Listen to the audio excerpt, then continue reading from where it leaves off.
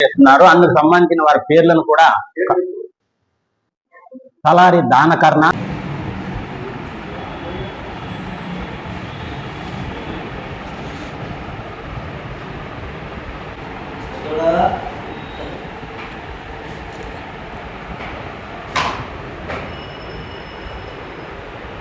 దయచేసి పోలీసు వారు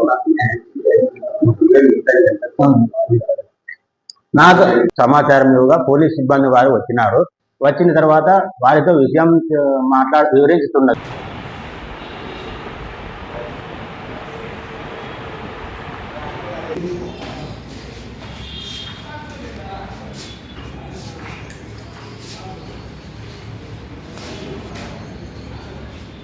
అయిపోయింది సార్. ఇక్కడ చూడు,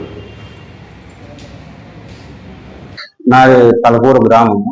నా పేరు వచ్చేసి పెద్దదింక శ్రీనివాసులు. నేను ఒక దళిత కులానికి చెందిన వాడిని. మా ఊర్లో శివరాత్రి రోజున పెద్దమ్మ ఊరేగింపు కార్యక్రమం జరుగుతుంది. ఆ రోజున వేరే ఊరి వ్యక్తులు వచ్చి మద్యం సేవించి గొడవలాడుతుండగా నేను పోలీసు వారికి సమాచారం ఇచ్చినాను. పోలీసు వారు వచ్చిన తరుణంలో వారికి సమాచారం వివరించుతుండగా అప్పుడు అక్కడ జూదం అనగా బిల్లాట అనగా జూదం ఆడుతున్న మంత్రి నాగరాజు ఇతర వ్యక్తులు వచ్చి నా మీద పదే తదేకంగా చూస్తూ నన్ను నానా దుర్భాషలతో కులం పేరుతో దూషిస్తూ మాట్లాడితే అప్పుడు పోలీసు వారు మందలించి లోపలికి వెళ్ళినారు.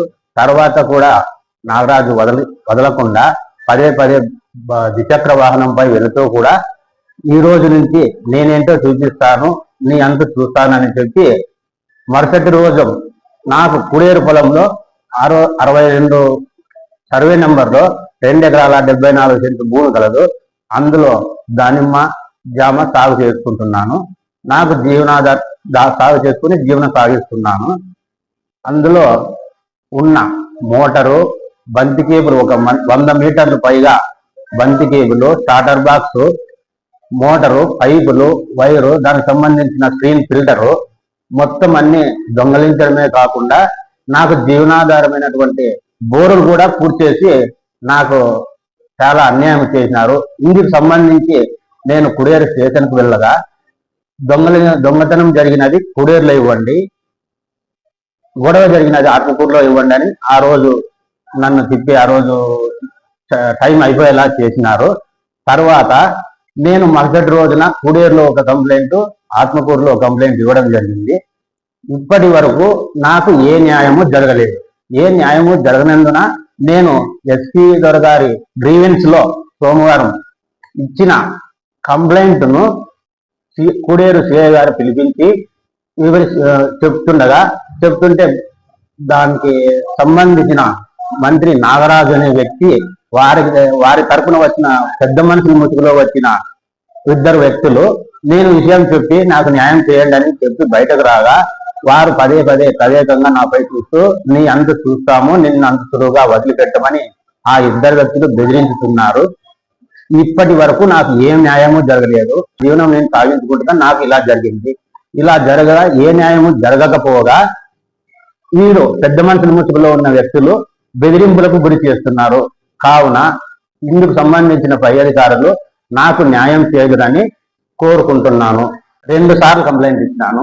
ఒకరోజు జరిగిన విషయం చెప్పి వారి తరపున వచ్చిన పెద్ద మనుషులు వచ్చి మాట్లాడుతుండగా సారు సిఐ గారు ఆధారం సరే ఫీల్డ్కి వెళ్ళి మీరు ఆధారాలు చూపించుకొని రాకండి అని చెప్పినారు.